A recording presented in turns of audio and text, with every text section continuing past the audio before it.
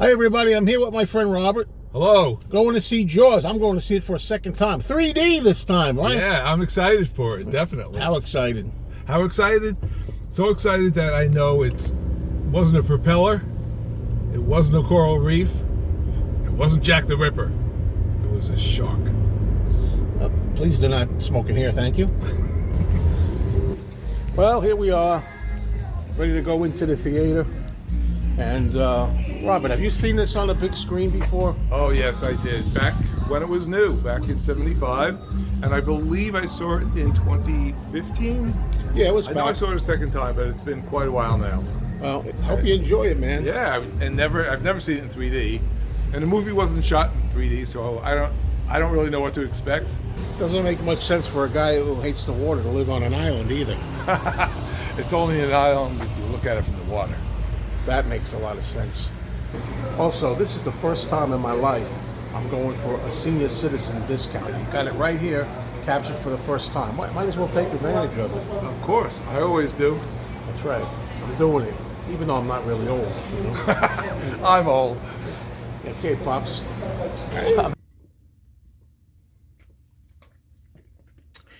Hello, folks. Got my Jaws mug here. All right. Now, let's talk about Jaws, the 50th anniversary showing in 3D. This is not the first time that Jaws has been shown in 3D. I think a few years ago it was in 3D at a theater and I missed it. Very disappointed because I always was curious to see what it would be like in 3D. I have fun with 3D movies. The first 3D movie I ever saw was when my mom took me into New York City to see a revival in the early 1970s of the Vincent Price horror film House of Wax. I saw films in 3D like Friday the 13th Part 3 3D. I saw stuff like Amityville 3D. One of them, the Amityville Horror, I think was in 3D. I saw a Piranha movie in 3D. I saw Andy Warhol's Frankenstein in 3D. And I saw Jaws 3D. That's another story. I did a video on Jaws 3 and Jaws 2 and Jaws 4. But as you saw, I went to see the 3D version with my friend Robert. And although I didn't take any video footage of it, he did purchase a cup. He purchased the white cup that's available now for Jaws merch. And, you know, it would have been fun to get that on camera, but for whatever reason, I did not. So what I want to talk about, though, is the actual experience. Because I was wondering, how are they going to put the original Jaws in 3D? How are they going to do that? Because the movie back in the 70s was not filmed in 3D. And I know they've had 3D televisions for a while. And I know that they've had ways of making old movies that were not originally shot with three-dimensional cameras in the first place. Somehow they're able to make them appear in 3D. So I was kind of interested to see how Jaws would come across. And I got to say, the results were outstanding. I mean, I couldn't believe it. I could not believe what they're able to accomplish today when they want to put an old movie in 3D that had no business being in 3D originally. Now, that's not to say like that everything is being thrust at the screen. 3D, a lot of times in the old days, the idea was if you had a pole or a stick, or you were throwing a knife or something, it would come right out in your face. There's not a lot of that in Jaws, the way it was shot originally. I mean, you have a couple of things with the shark lunging at the camera. You have the head coming out of the hull of the boat, Ben Gardner's head that comes forward.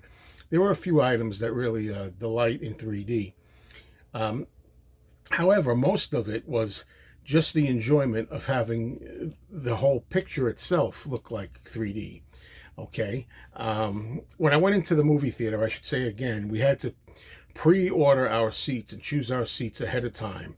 And again, I'm going to say the same thing I always say. I do not like ordering seats ahead of time, because unless you go in the theater and you can size it up for yourself and your idea where you want to sit in the distance, you don't know from theater to theater what their seating arrangement is or what their size is. So we picked the 6th row, I think. We figured the 6th row wouldn't be too close and the 6th row wouldn't be too far back. At least that's how it looked on the chart on the phone.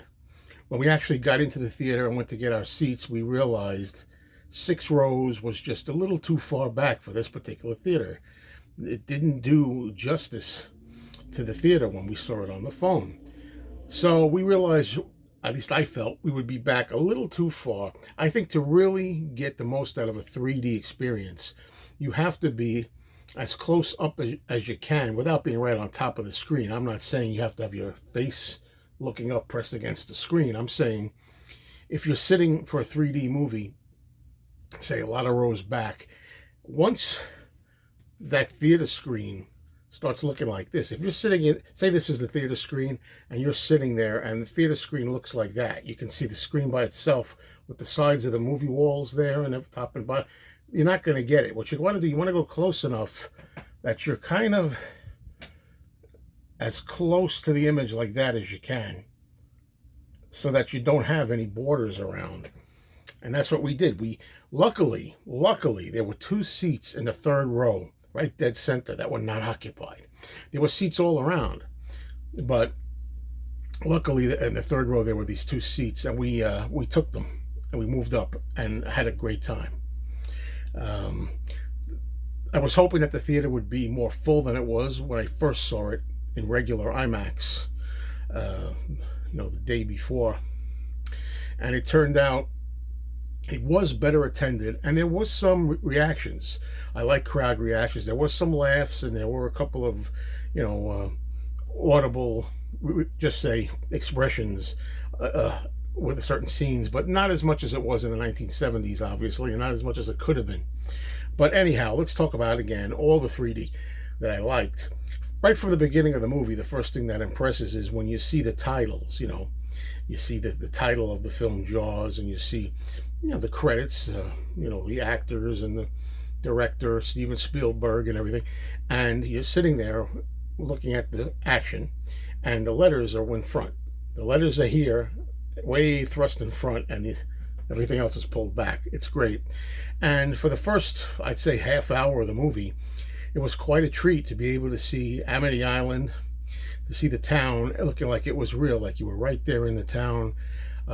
Any shots from 1974, 75, 74, the movie was shot in 74, so any of the scenes that were shot in 74 where you had a character or characters together looking at each other close up looked really good because they were up close to you. And, everything else was faded in the background. It had real depth. The depth was really good. I just really got off on that. I really thought it was a fantastic looking film. After a while, after the first half hour or 45 minutes, the first half of the movie, you start, at least I did, start taking it for granted because that's just the way you're seeing the movie. And of course, you got a pair of 3D glasses. Even though I wear glasses, I was able to put the 3D glasses effortlessly over these glasses, not a problem.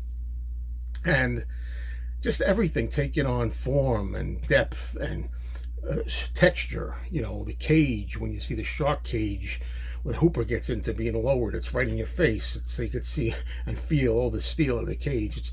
It's really quite amazing when the ship, the Orca, has that plank in the front. It kind of comes out. It seems to come out into the audience a little bit.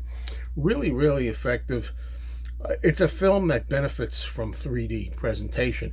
And for me, a person who's seen Jaws in the theater in the 70s several times when I was a child, and a person who's watched it on home video, VHS, DVD, Blu-ray,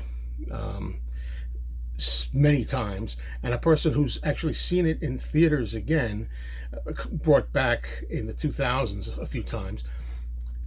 It's not very new to me, the movie, but seeing it in 3D with this new presentation for the 50th anniversary, this was the closest I'll ever come to like a first time viewing all over again. And I was really happy about that. So it was a terrific time, and guess what? I may do one more time. I may make it a trifecta. Might be a 3rd time, as long as we have this 50th anniversary engagement. September 4th is the last day. Today is August 31st. We got a few more days. I may try it one more time. Now, at the end of the movie, when the movie was over, we got up to leave the theater, and I turned around and I saw there was a mother and father that had three little children. They were very small. They took them to see the movie, and they were asleep in the chair, completely knocked out. And I thought, okay, granted, they're probably too little to really see the movie, but today, who knows? I mean, is there such a thing these days as being too young to see anything? Maybe they've seen worse going to their schools than they've seen on screen in Jaws. But I felt bad that they were asleep, and they missed the shark eating Robert Shaw.